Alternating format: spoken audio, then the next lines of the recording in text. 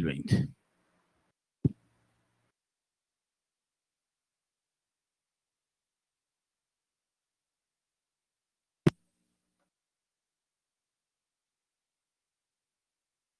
Muy buenas tardes, tengan todos ustedes bienvenidas, bienvenidos. Pues vamos a ofrecer este momentito de reflexión a Dios nuestro Señor. Padre nuestro, que estás en el cielo, santificado sea tu nombre. Venga a nosotros tu reino. Hágase tu voluntad en la tierra como en el cielo. Danos hoy nuestro pan de cada día.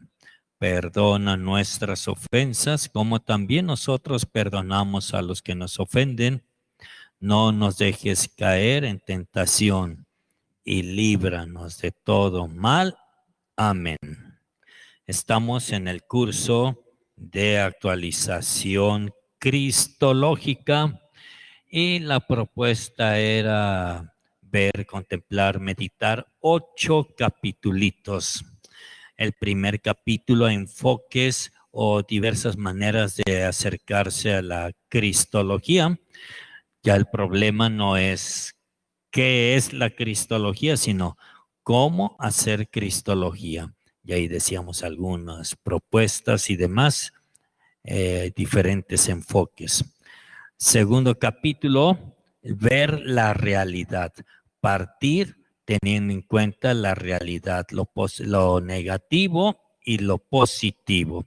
Esto también ya lo consideramos el curso anterior, actualización teológica, vocación a la santidad.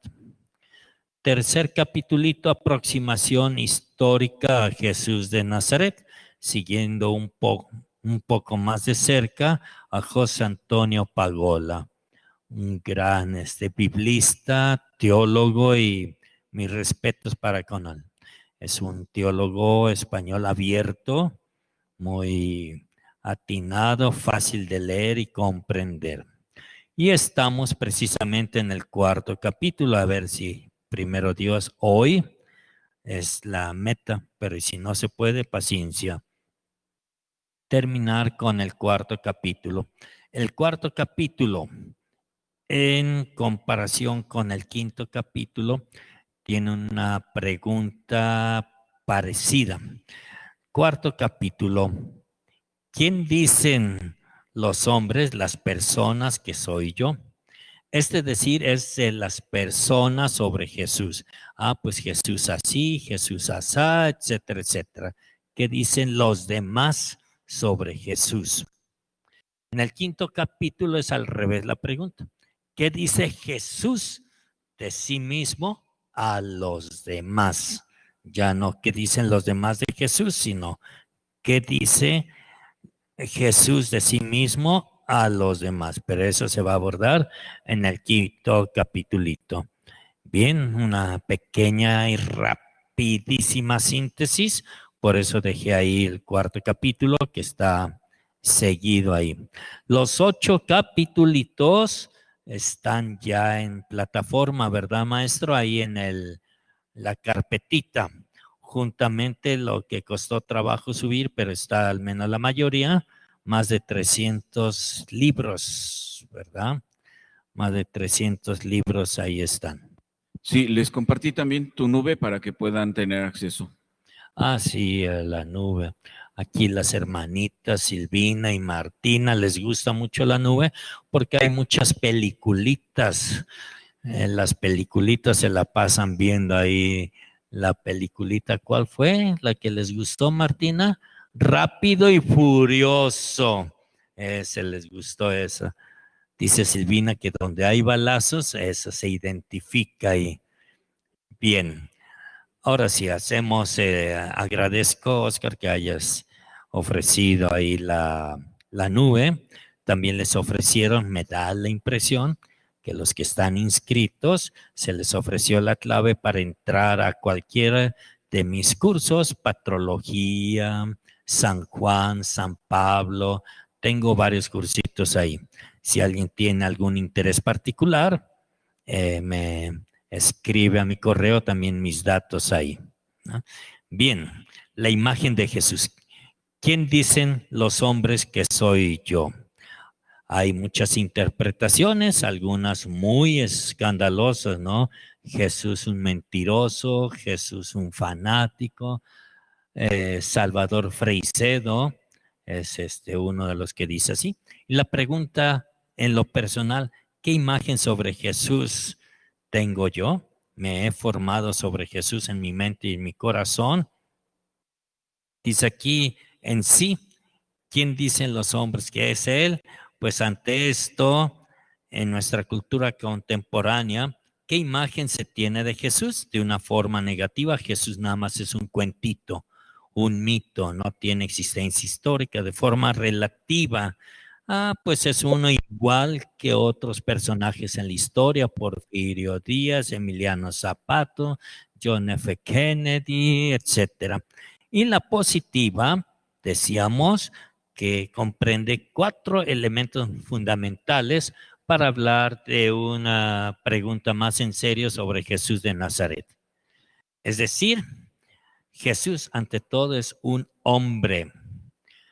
Esto contra la herejía del docetismo, Tocquén, apariencia y apolinarismo. Jesús no tiene alma humana, por tanto, no es hombre. Segundo elemento, Jesús es verdadero Dios contra la herejía de Arrio. Jesús sí es un hombre verdadero tal cual, pero no es Dios, a lo mucho un cuasi Dios. Tercer elemento, Jesucristo es el único Salvador. No hay más salvadores, ni Buda, ni Krishna, etcétera, etcétera. El único Salvador es Jesucristo. Y Jesús es el Señor absoluto del universo, con todo esto lo que implica. Dado que de una u otra manera se niega, se relativiza su existencia, se ve, es una prueba evidente de lo urgente que resulta el enfoque histórico de su persona. Implica recurrir a las fuentes. Estas fuentes pueden ser restos o fuentes testimoniales. Los restos, algo que se deje inadvertidamente, o testimoniales que conscientemente se dejan, ya sea de manera muda, oral o escritos. Es el historiador que tiene que ver esto de las fuentes y métodos apropiados. Referido a Jesús, decíamos que hay 4 tipos de fuentes, hay más, pero 4 tipos de fuentes, hay muchísimas, pero las más importantes, las más usadas, las de más referencia y significativas son de 4 tipos: paganas, judías, apócrifas, y nos quedamos en fuentes cristianas, pero así rapidito, fuentes paganas, ¿verdad? En su consideración textual ya nos dicen bastante. Una primera fuente es Tácito, contexto el incendio de Roma, el contenido muy interesante. Se llama esta fuente de Tácito, pues la carta de identidad. Los datos de especial interés: en esta fuente de Tácito se menciona Cristo, autor del nombre, Pilato, procurador, Tiberio, emperador, Jesús llamado el Cristo, sentenciado a muerte, y cristianos que los corren a Roma. Plinio el Joven es un escritor latino y su contexto, los desórdenes. Desórdenes en cuanto que acusan a unos tales llamados cristianos de no seguir las sanas costumbres, la tragazón y las orgías. Y se menciona a Cristo como si fuese un verdadero Dios. Se hace mención de la divinidad. Suetonio habla de la expulsión de los judíos, pero confunde en lugar de Cristo, dice Crestos, tiene una vaga referencia. Cuarta fuente pagana, Maravar Sarapión, es un sabio que le escribe a su hijo una carta donde dice: fíjate, fíjate los grandes sabios, Sócrates, Pitágoras, Aristóteles, etcétera, y entre ellos el gran rey sabio judío. Por último, quinta fuente, Talus el Samaritano, una fuente que evoca el eclipse de sol. Todo esto es interesantísimo. Flavio Josefo nos habla de estas fuentes increíbles. ¿Qué decíamos de las fuentes paganas en sí? Que son ocasionales, marginales, pero que tienen un alto significado por tres elementos. Mencionan directo e indirectamente a Jesús, confirman lo que los evangelios hablan de Jesús y no tanto nos describen quién es Jesús, simple y sencillamente registran la existencia histórica de un tal Jesús de Nazaret. Tres fuentes judías.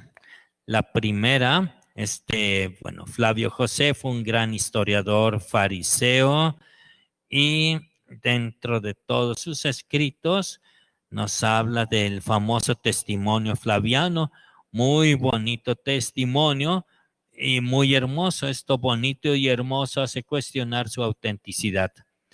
Alguien dice, nada de lo que está escrito ahí en Flavio Josefo es real, no es original. Otros dicen todo lo que está ahí, tal cual, íntegro, es original, y la posición intermedia. Sí, en su redacción, pues, digamos, legítima, original, en una parte, pero se nota la mano de un pío cristiano en la posición intermedia, en su forma elemental, pero con algunos retoques cristianos. La segunda mención de esta fuente judía es sobre la lapidación de Santiago, una fe que se funda en hechos históricos. Y tercera fuente judía, el Talmud, ¿verdad? Este códice de normas adicionales donde se habla de Jesús. Hace dos elementos importantes. Jesús muere en la víspera de la Pascua judía y la referencia a sus milagros, acusación de la hechicería que incluye la historicidad de las acciones milagrosas. Las fuentes apócrifas, decíamos, dichos de Jesús que atribuyen a Jesús costumbres hebreas, judías y demás. Una importancia histórica indirecta, pero que comprende varios tipos de escritos apócrifos, ya mencionábamos algunos, evangelios apócrifos, hechos apócrifos, cartas, apocalipsis apócrifos, en fin. De doble origen, estas fuentes apócrifas, donde se habla de una tradición herética, pero sobre todo de tradición sensacionalista. Ayer ponía yo el ejemplo de esto. Tanto las fuentes paganas judías como las apócrifas son ocasionales, marginales, escasa, pero todas hacen referencia directa o indirectamente sobre Jesús. Dicho de otra manera, confirman, registran la existencia histórica de un tal Jesús de Nazaret. Eso es importante. Jesús de Nazaret, no un cuentito. Hay fuentes que registran su historicidad y con todo un valor científico y demás. Ya vamos a ver más adelantito hoy en qué consiste todo esto de los principios científicos que nos hablan de la validez histórica de algo. Ninguna de estas fuentes, ni pagana, ni judías, ni apócrifas, afirma que Jesús no haya existido. Así que se tiene la afirmación real de la existencia histórica de Jesús, donde aparece su nombre, Jesús como Dios, fundador de los cristianos, del cristianismo, maestro, hacedor de maravillas, milagros, condenado a la muerte.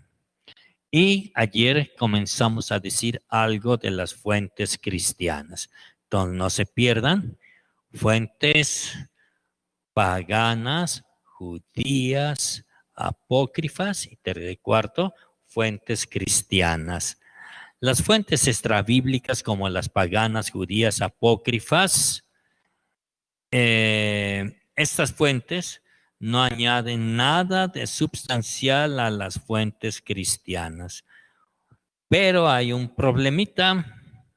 Las fuentes cristianas no son un relato o una crónica objetiva de hechos sucedidos históricamente, sino más bien estas fuentes cristianas son un testimonio de fe, donde hay una proclamación testimonial del sentido profundo de ciertos acontecimientos. Así que todas las fuentes no se empeñan en transmitir datos históricos precisos, sino confirman testimonios de fe. De aquí el problema, uno de los problemas principales del acceso a Jesús. El problema plantea la cuestión sobre el punto de partida del acceso a la historia de Jesús. Podemos hablar de partir del dato histórico sobre el Jesús predicador, o hay que partir de la confesión de fe del Cristo predicador. Fíjense, dos expresiones que son muy distintas. Jesús, una cosa, y Cristo, otra. Cuando hablamos de Jesús, estamos hablando del acontecimiento histórico, ¿verdad? Del Jesús que es predicador. Y cuando hablamos de Cristo, ya damos un pasito más, donde se confiesa a Cristo predicador. Jesús predicador, Cristo predicado. Ahí el Cristo predicado. Uno es un dato histórico, el otro es dato de fe. Excelente el libro, ahí lo tienen también su bibliografía, lo pueden descargar muy bien y lo leen fácil, del cardenal Walter Kasper. Walter Kasper, Jesús el Cristo. Y ahí ven ustedes por qué Jesús y por qué Cristo y cómo se junta Jesucristo en esta expresión en una sola persona. Bien, recuerden ustedes que la historia de la investigación pues ya empieza a ser con Schweitzer Albert una diferencia significativa. Una cosa, según él, es hablar del Jesús de la historia y otra, hablar del Cristo de la fe. Reimarus, por lo mismo, dice, una cosa es la doctrina de Jesús en cuanto tal, doctrina directa de él, y otra es la doctrina de los apóstoles, que dicen lo que dijo Jesús, pero no es en forma directa. Así que se hace una neta división entre el Jesús de la historia y el Cristo de la fe. Claro está que no se trata de destruir o sustituir el dogma cristológico histórico, sino de interpretarlo históricamente como podemos abordar la situación, el problema. Alguien en el mundo protestante que ha dado un paso muy significativo es este biblista Rudolf Karl Pullman con su famosa Formgeschichte. Esta Formgeschichte no es otra cosa que historia de las formas. Es decir, él afirma que todo el Nuevo Testamento tiene géneros literarios, por lo cual se debe de superar el mito, la creencia o todavía la hacer razón de creer que la Sagrada Escritura tiene que entenderse al pie de la letra. Esto es una barrera que nos ha separado pues en forma muy significativa los hermanos de una creencia de otras tendencias y los católicos. Los católicos decimos, la Biblia se necesita interpretar porque según los principios de la hermenéutica bíblica, pues si no se interpreta caemos en fundamentalismos. Y nuestros hermanos separados o de otras creencias, tendencias, pues dicen no, basta la Biblia, lejos de cualquier mediación, la iglesia, interpretaciones, la Biblia por sí mismo basta. Claro está que hay experimentos que han fracasado aquí los hermanos separados. Dicen no. La Biblia se tiene que entender al pie de la letra. Dice la Biblia que el que tenga fe, aunque beba veneno del más mortal, no les va a pasar nada. Maestro Smith es uno de nuestros padres, dicen ellos. Es uno de nuestros padres que tiene una fe grandísima. Pase, por favor. Usted ha aceptado hacer la prueba porque está convencido que lo que dice la Biblia es cierto y se tiene que entender al pie de la letra.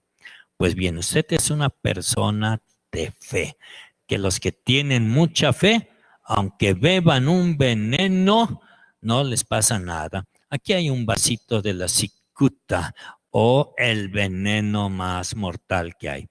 Échese su vasito, yo me echo mi vasito de agua y usted se echa el vasito de la cicuta, el veneno. Ahí le va, buen provecho, salud. Ya. ¿Qué fue lo que pasa? Que él empieza a convulsionarse y se muere envenenado. ¿Qué fue lo que pasó? No tenía fe el hermano Smith. Es que no se tiene que interpretar literalmente la Sagrada Escritura. Ese es un fundamentalismo. Y gracias a la gran contribución de Rudolf Bultmann, es eso. La Formgeschichte de los géneros literarios. Pues sí, lo importante es descubrir no todo el hecho, el acontecimiento histórico vacío de todo sentido, ¿no? Lo importante es descubrir que los evangelios se han esforzado por comunicar el significado de cuanto veían y experimentaban. Claro está que no podemos decir que dicha fe confesada no descansa sobre sí misma, sino más bien podemos afirmar que no existe esta fe sin su fundamento histórico. No existe fe sin fundamento histórico. Eso es diferente. Es difícil postular como definitiva una biografía de Jesús de Nazaret. Muy bien advertía Wolfgang Jung en su libro Jesús de Nazaret, donde dice, normalmente pues no es posible hablar de una biografía de Jesús de Nazaret. Para nada se puede hablar. Pero nuestra reflexión dice, a ver amigo, alto, partiendo de algunos datos del Cristo predicado, aquí, partiendo del Cristo predicado, podemos advertir, intuir, vislumbrar indicios históricos del Jesús predicador. Ciertamente que esto debe de tener en cuenta, pues, el método, las fuentes a considerar. Concretamente, si partimos del Cristo predicado para advertir algunos rasgos del Jesús predicador, ¿a qué podemos llegar? Damas, caballeros, hermanas, hermanos, podemos determinar el marco externo de la vida de Jesús. Se puede hacer un bosquejo, un cuadro del marco interno o personalidad de Jesús. Y también se puede hacer, pues podemos descubrir históricamente las ideas e intenciones de Jesús. Teniendo en cuenta esto, por lo que se refiere al primer aspecto, al marco externo de la vida de Jesús, se ha producido un amplio consenso sobre 4 datos fundamentales. primero de ellos, su nacimiento. La mayoría de los exégetas, teólogos especialistas, dicen, pues Jesús no nació en el año 0, como algunos creen, año 0 de la era cristiana. Aunque aquí Oscar está diciendo, no, yo sí creo que nació en el año 0. Bueno, pues no. Jesús nace aproximadamente entre el año 7 y 4 antes de la era cristiana. Es un dato muy concreto, específico. ¿Cuál es el segundo dato y el mejor, el más datado científicamente? Hacia el año 27-28 se lleva a cabo el bautismo de Jesús por Juan en el Jordán. Es más histórico el bautismo que el nacimiento, pero si se bautiza a alguien, quiere decir que nació primero, ¿verdad? Así que no se puede decir, este es el primer dato, no. El dato del nacimiento, sigue el bautismo, les dije 4 datos. ¿Cuál es el tercero? Pues se puede ubicar entre los años 28-30 la vida pública. Al hablar de vida pública estamos hablando de la predicación, de la inminente venida del reino de Dios, las actuaciones carismáticas, su curación de los enfermos, los milagros, expulsión de los demonios, llamamiento del círculo de discípulos, el trato de Jesús con pecadores, marginados, enfrentamiento con los escribas, los viboritas, que digan los fariseos y otros grupos. Todo eso forma parte de los rasgos históricos. Y por último, lo más seguro, lo más probable, se puede hablar científicamente, la datación de que el 7 de abril del año 30, Jesús fue crucificado bajo Poncio Pilato. Estos datos que se los dije yo en 5 minutos, los exégetas llevan años y desbaratando las palabritas, comparando. Madre mía, es hermosísimo eso, pero un poquito aburrido quedarse nada más en lo técnico, en palabras, y que hay 1200 expresiones que hacen referencia en el hebreo, griego, arameo, bla, bla, bla, bla, bla, que nos hablan de esto, bla, bla. Bueno, sí, muy técnico, pero seco. Respeto a mis hermanos exégetas, biblistas. Yo prefiero la teología bíblica, que eso es distinto, ¿verdad? Muy rico. 4 elementos tenemos aquí. Claro que hay otros tipos, otros datos acá.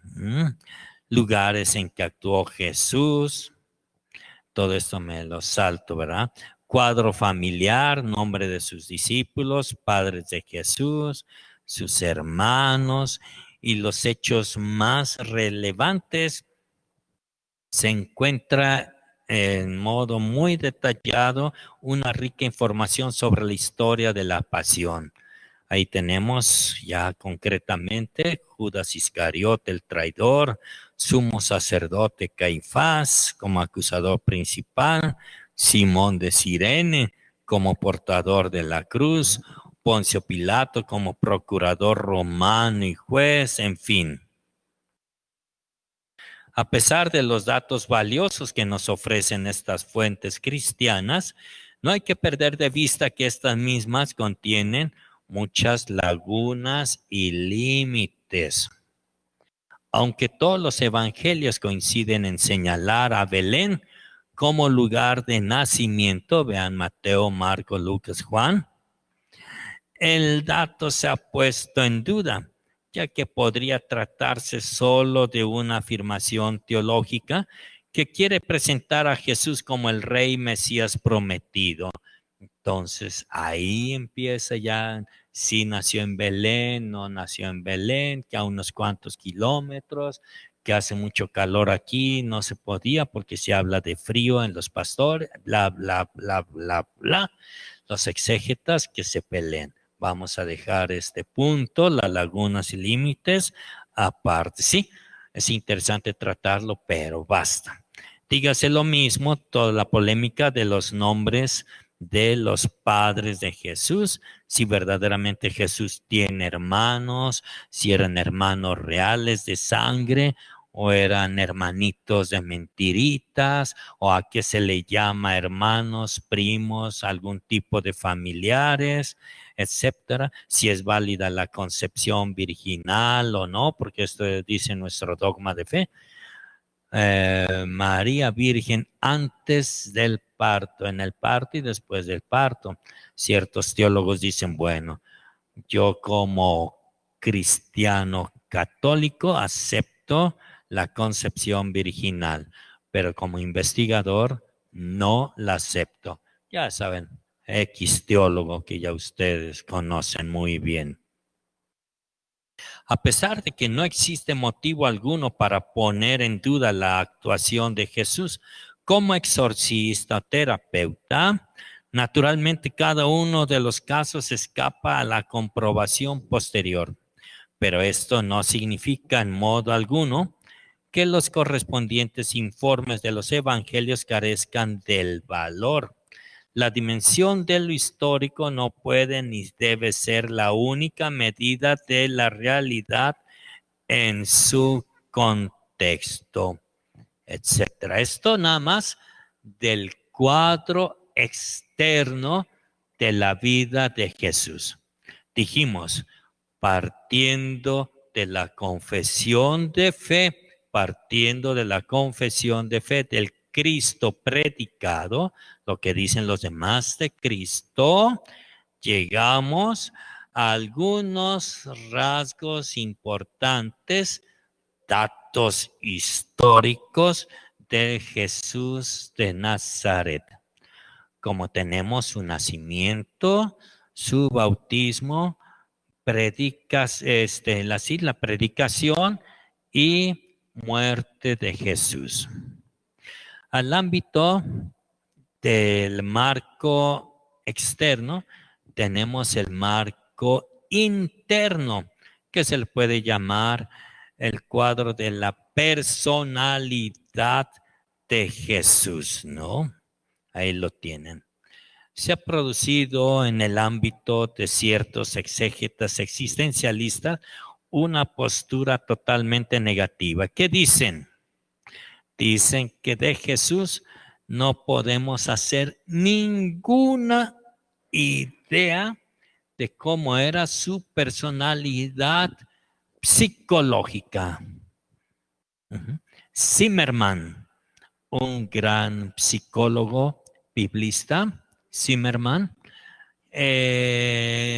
aplica la nueva psicología a tal punto que pueda afirmarse a distancia de tiempo, lugar y dinamismo, podemos llegar a establecer la personalidad de alguien, no en forma superimaginativa o decir así. Hagan de cuenta, a distancia de tiempo, etcétera, existió un tal Fernando Baltasar, y yo por la psicología puedo intuir, pues se ve que Fernando Baltasar daba sus pataditas a papá, era agresivo, impulsivo, en ratitos se reía mucho y ya luego en segundos lloraba, etcétera. Y esto nos habla a distancia de una personalidad de Fernando. Y esto aquí cerquita. Ahora imagínense Zimmerman, un gran teólogo biblista, psicólogo, tiene el mismo doctorado en psicología que John Powell. John Powell, teólogo jesuita, filósofo y psicólogo. Ellos dicen, bueno, se puede descubrir la personalidad de Jesús a distancia, ¿verdad? Dicen, unos no podemos saber nada. Otros pues la literatura que se tiene sobre Jesús, pues es pura novela, mística, fantasiosa. No podemos decir nada. Es más, Rudolf Bultmann dice, Jesús mismo no se interesó de su personalidad. Más bien se tiene que preguntar, no por lo que él quiso o no acerca de su constitución psíquica sobre su personalidad, sino más bien de otros rasgos, ¿verdad? En lo que él comunicó y demás. Muy distinta la postura en el ámbito católico. Se supera este pesimismo, esta pues duda que si se puede hablar de la personalidad de Jesús. Queda abierta la posibilidad a nuevas investigaciones críticas. Zimmerman. Se puede hablar totalmente y tranquilamente del embrujo de la personalidad de Jesús. Es un dato histórico que llama mucho la atención. Su capacidad de atracción. Normalmente basta cuando uno ya estudia el contexto histórico, cultural, social, donde ven que los mismos judíos no aguantan a los infantes y mucho menos a las mujeres. Están con un niño, saque la tinada. Bueno, ya traducido en hebreo, judío, pues ya quiere decir que se vayan lejos, ¿verdad? Váyanse lejos, no los quiero, apestan, estorban y demás. Así que los niños tenían miedo de acercarse a los adultos. Y cuidado que llegaran con un adulto que andaba encabonado, pues recibían su patadota por el cubanito y ya. Ay, otra vez aquella está preguntando qué era el cubanito. Imagínese, preciosa, imagínese, socorre la que está preguntando. Por el trasero que le dan una patada. Todos los niños tenían miedo. Cuando hablamos del embrujo de Jesús, el embrujo, una personalidad que embruja, es que los niños se acercan como una forma increíble, de una forma increíble, van con Jesús, le agarran el manto, etcétera.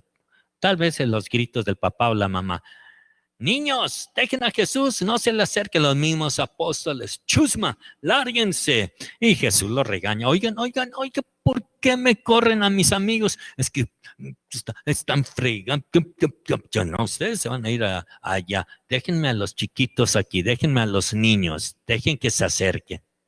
Qué personalidad. No solo con los niños, sino una personalidad con los grandes. Ahí tienen a los viboritas. Bueno, cuando hablo de viboritas, no hablo del maestro Fernando o algo así. No. Eso ya quedó superado. Hablo de viboritas en el pasado de los fariseos. Ahí están los fariseos, los saduceos y demás. Ahí entonces llaman al grupo de sus soldados. A ver, soldados, vengan para acá. Ya llegan marchando muy bonito. Juntos, firme. Tan. Ya, pa. Dice ya. A ver, ustedes saben que un desgraciado es un impostor. Nos referimos a Jesús de Nazaret. Vayan y tráiganlo. Ya, vayan. Media vuelta. Ya. Paso redoblado, ya. Y van así marchando y ya llegan donde está mucha gente. Y ahí llegan los soldaditos y demás. Y entonces ya empieza a hablar y uno de los soldados va y le dice al jefe, ya agarramos al Jesús de Nazaret. El otro está, no, porque si vamos ahorita nos paten la madre. Así que espérese. Vamos a escucharlo tantito y ya después lo agarramos. Y de escucharlo, de encontrarse con ese tal Jesús de Nazaret, esos soldaditos quedan cautivados. Ya no regresan marchando, ya no regresan aquí, ya regresan abrazados. ¡Qué bárbaros! Nos sentimos libres. Y qué bonito habla este hombre.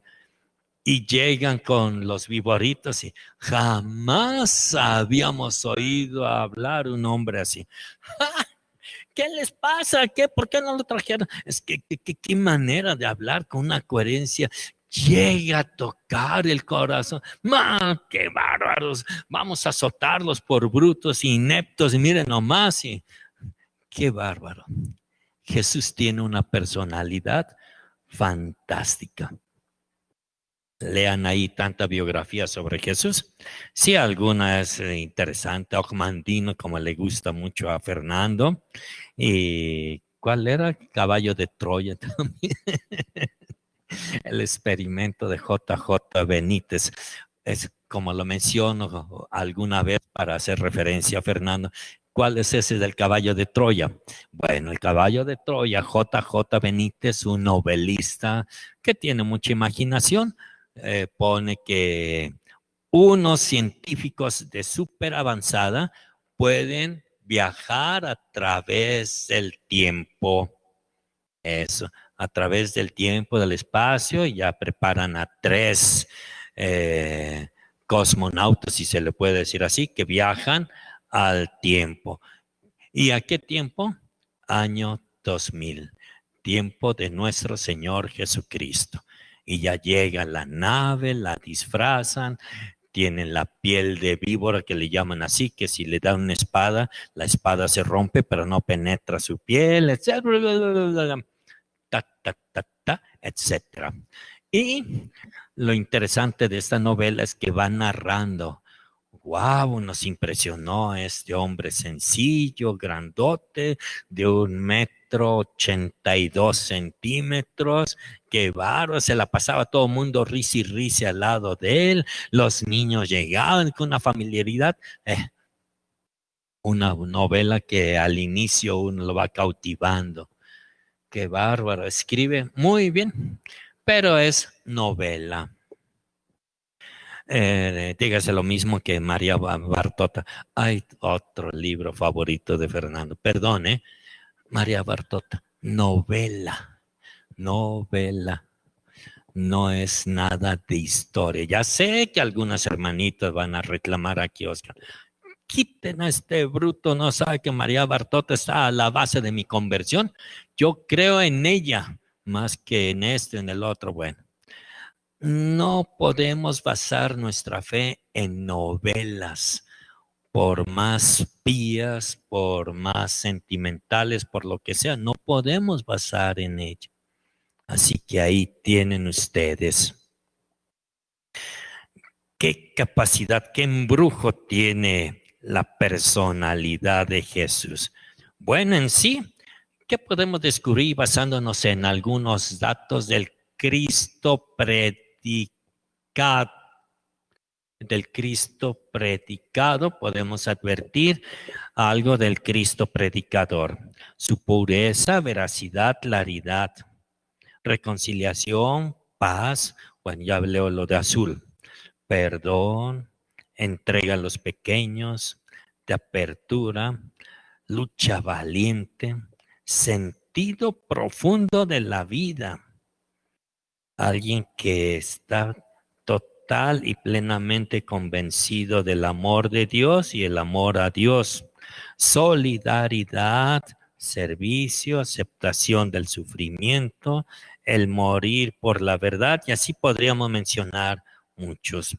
Pero caracterizando la personalidad histórica de Jesús, siguiendo los estudios pues contemporáneos de ello, podemos descubrir bajo la expresión exousian en griego, que habla de poder, pero un poder que dice coherencia, un poder que habla con autoridad, pero no una autoridad que destroza, sino una autoridad que vivifica.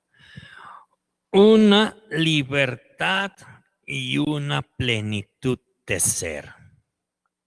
Cuando está Jesús, va en la barquita y él a propósito hace gestos, signos, acciones simbólicas y se echa un coyotito, un sueñito, ¿verdad? Y está hasta ronca. En eso se desata una tempestad terrible, tremenda la tempestad.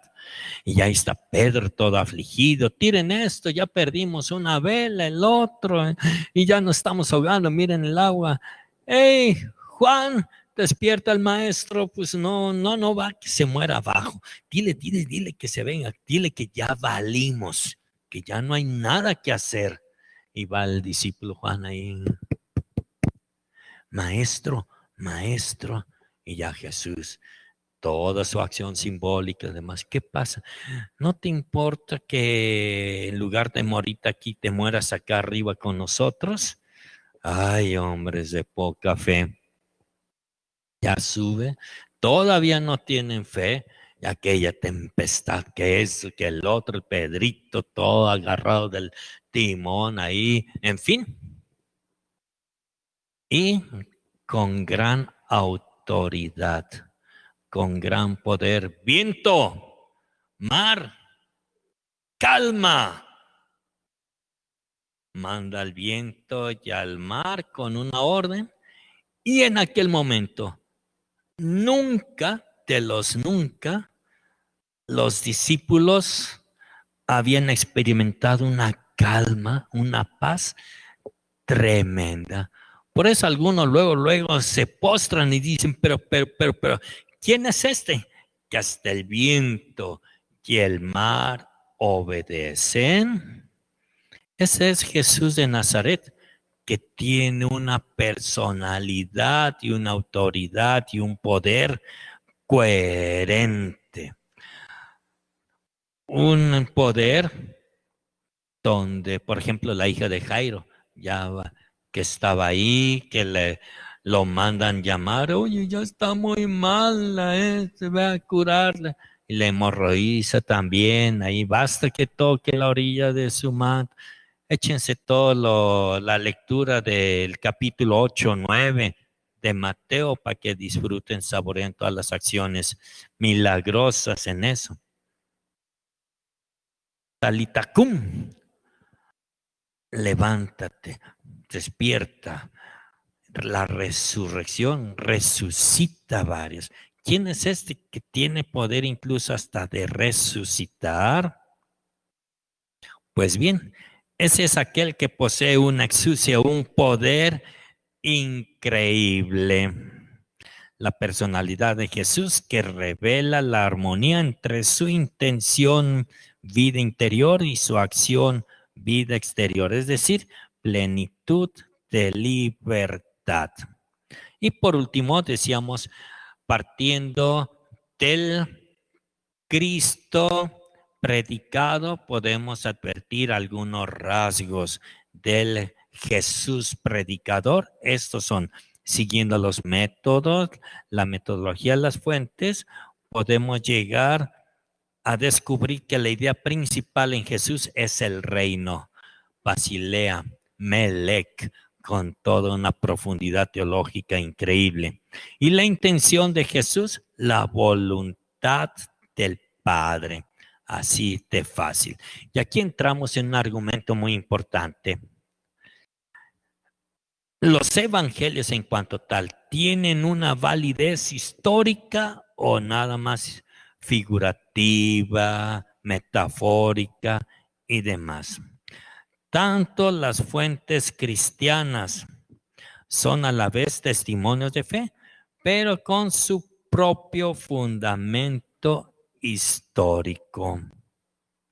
La validez histórica de los evangelios se puede justificar doblemente por criterios de la tradición eclesial y criterios de la ciencia moderna. Los criterios de la tradición eclesial.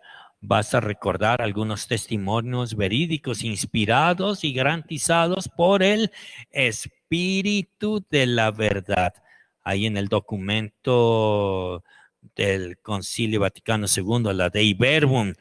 Todo esto está garantizado porque fue inspirado por el Espíritu Santo, bla, bla, bla. Pero aquí el doctor está inquieto, que pregunta él como doctor en medicina también. Nos dice, oiga, pero a mí me interesan los criterios de la ciencia moderna. ¿Podemos hablar de la validez histórica de los evangelios a la luz de la ciencia? Sí. Pero para demostrar la autenticidad histórica de algo o alguien, se necesita algunos principios científicos sobre esta veracidad histórica. Primero, atestación o testimonio múltiple. Un hecho auténtico es registrado, escrito por varias fuentes y de varias maneras. Antiguamente se probaba la historicidad de algún dato por la convergencia de los testimonios. Descubierta la interrelación y la dependencia de las fuentes, hay que probar ahora su convergencia. Entonces, un hecho es testimoniado por varios. Por eso, la purificación del templo, cuando Jesús hace un látigo de cordeles y expulsa a los cambistas, tira mesas, etcétera, etcétera, es un dato testimoniado por las 4 fuentes: Mateo, Marcos, Lucas y Juan, los 4 evangelios. Imagínense, entonces eso dice, pues esto me habla de que aquí el río suena porque lleva algo. La atestación múltiple, esto, por varios temas o motivos. Por ejemplo, la comida de Jesús con los publicanos. Y eso está testimoniado incluso por fuentes extrabíblicas. Este maldito traga con publicanos, pecadores.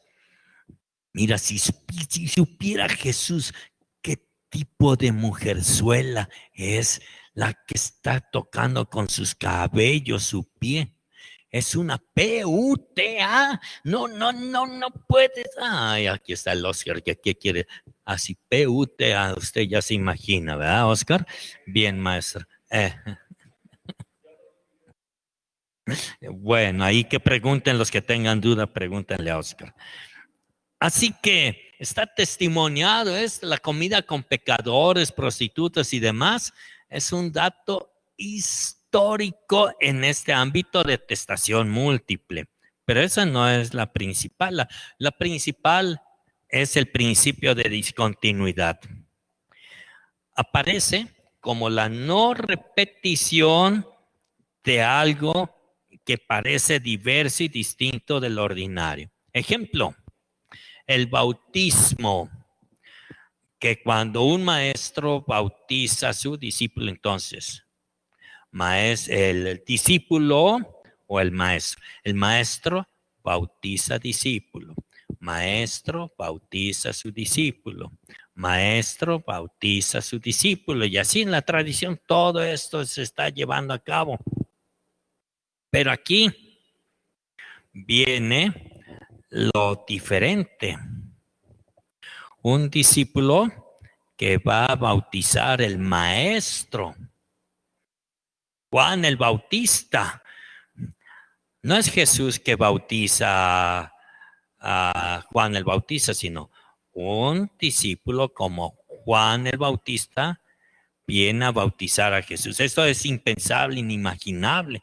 Entonces corresponde esta desemejanza con la tradición. Nadie lo pudo inventar. Ahí, por ejemplo, bautismo de Jesús. No lo habría inventado sus seguidores, pues los cuales, los seguidores de Juan, pues tendrían la razón. La razón es sencilla. El hecho de que Jesús se había sometido al bautismo de Juan podía ser para los partidarios de Juan una muy buena ocasión para afirmar que Jesús mismo se había subordinado a Juan y que el Mesías no era Jesús, el Mesías era Juan. Por lo tanto, no convenía por ninguna razón que fuera inventado eso. No, no es inventado. Es un dato del principio de discontinuidad y el principio de conformidad. O en conformidad con el ambiente externo, con el ambiente interno, en continuidad con el mundo geográfico, sociocultural, político de la Palestina del primer siglo.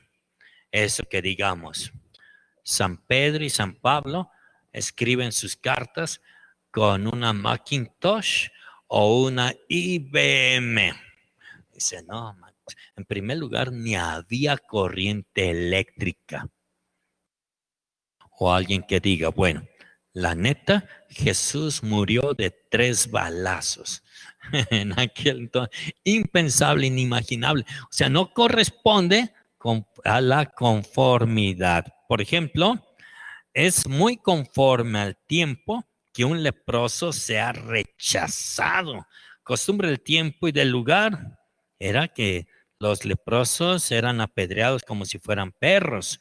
Y cuando Jesús se acerca a un leproso, uno dice, caray, esto está raro y demás. Hay también ahí el principio de discontinuidad en relación a la conformidad que habla de un hecho histórico, sobre todo la magnitud del escándalo que se provocaba. Y por último, la explicación es necesaria. Todo efecto tiene una causa con consecuencia lógica. Conclusión. Los 4 evangelios a la luz de dichos criterios tienen su propia base histórica. Damas y caballeros, ahora viene otro problema. Lo más importante, lo más emocionante de toda la acción de Jesús que aparece en los evangelios, ¿saben qué es? Los milagros. Entonces se hace una segunda pregunta, ya no se pregunta, bueno, los evangelios tienen valor histórico, ahora se va a hacer la pregunta. Bueno, dado que los evangelios tienen valor histórico, podemos hablar entonces de que los milagros tienen validez histórica. Tan, tan, tan. No se pierda la siguiente aventura de la validez histórica de los milagros. Bueno, avanzamos un poquito. Ya para mañana, primero Dios, sí tenemos que dar por terminado nuestro capítulo 4. El 5, 6, 7. Ahí estamos, bien. Dice aquí que me peine, pero ¿cuál? Tanta greña que le hago así, ya me despeiné. Ahí vamos, bien, ¿sí? Listo, preguntas, tanto de aquí como las de allá. Bueno, de los que están en línea, dice Miriam Talina, padre, disculpe la pregunta y mi ignorancia. Se han hecho relatos e inclusive una película del Código Da Vinci sobre la presentación que hace Leonardo da Vinci en la pintura de la Última Cena, que uno de los apóstoles era María Magdalena y estaba recostada sobre su hombro. ¿Qué de cierto hay en eso? Bueno, algo y no. ¿Qué hay de cierto? Según la investigación científica, arqueológica y demás, los evangelios tienen mucho de machismo. ¿Qué es el machismo? Viejas para afuera es lo que dicen ellos. Ay, pero con Jesús de Nazaret, momentito, ¿por qué corres a, iba a decir mis viejas, pero no, ¿por qué corres a mis mujeres? ¿Por qué corres a las niñas, a los niños? No. Dejen que se sienten aquí. Cuando Jesús era invitado a una comida, normalmente en la mentalidad judía, niñas, mujeres, allá. Eran los hombres los que iban allá y la llevaban acá. Con Jesús, no, vénganse. Vamos a ponernos aquí todos juntos. Así que posiblemente había muchas mujeres en la última cena. Posiblemente. Ya uno se puede meter ahí, etcétera, etcétera, porque para Jesús esto se supera. que Leonardo da Vinci se haya imaginado de más, que María Magdalena escucha así y le pone su oído al corazoncito de Jesús. Bueno, ya esto ya es mucha imaginación. Lo que no es imaginación, que Jesús supera el machismo radical de entonces, y podemos hablar de eso. Que María Magdalena es una de las discípulas de Jesús, claro está, ¿eh? La primera en llevar el chisme, que diga, la primera en llevar el testimonio evangelio de la resurrección. Muy bien. Un comentario de Susana Clarisa López Lara. Dice, en un retiro de niños pude constatar lo que está diciendo. Cuando salió la custodia con el Señor, se paraban los niños sin que nadie les dijera, y como abejas a la miel se fueron hacia él a tocarlo. Tenían distintas edades. Fue muy hermoso ver eso. Ya me imagino cuando tenía cuerpo cómo fue. Gracias. Sí, claro. Y eso todavía que debe de influir en nuestra mentalidad, ¿verdad? Porque hay todavía colegas, lamentablemente, padrecitos, donde no permiten ni que se acercan al altar, al ambón, a leer. Sale alguna ahí, ¿puede ya leer la lectura? No, ¿por qué? Porque eres mujer. Aquí nada de viejas, aquí puro varón. No, no quiero acólitas. Me tocó ver X obispo, etcétera, etcétera. Yo tenía mis acolititos ahí en Coacalco. Ya dije, en X lugar, yo tenía ahí, dice, a ver, acólitas y acólitos, lúzcanse, viene el señor obispo. Ya tenía yo como 16, eran 16, 14 niñas y niños. Qué padres ahí, su vestidito, etcétera, etcétera. Llega el señor obispo X, quítame a las acólitas, pero son las que están más activas y demás, quítamelas, déjame nada más a los niños. Es más, nada más déjame a 2 niños, este güero y el otro. Pero, por favor, ya cuando dijo, por favor, quiere decir, pues en virtud de tu voto de obediencia, o me haces caso, te mando a ti nada. Bueno, quiere decir lejos, ¿verdad? Más o menos con eso se dio a entender.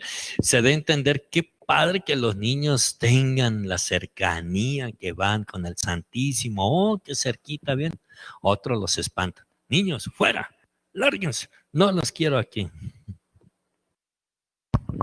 Bien. Con San Juan Bosco, perdón, cuando corren al pobre muchachito aquí, no te quiero ahí en la sacristía. Y San Juan Bosco se enoja con el sacristán, deje a mi amigo, pero déjelo, vengas. Bien, otro comentario de Ana María Romero Huerta.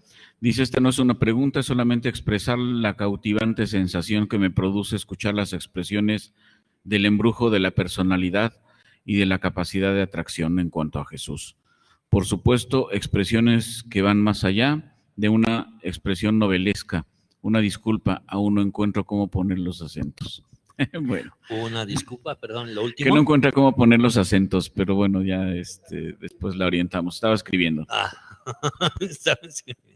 ¿Y qué fue lo que no entendió?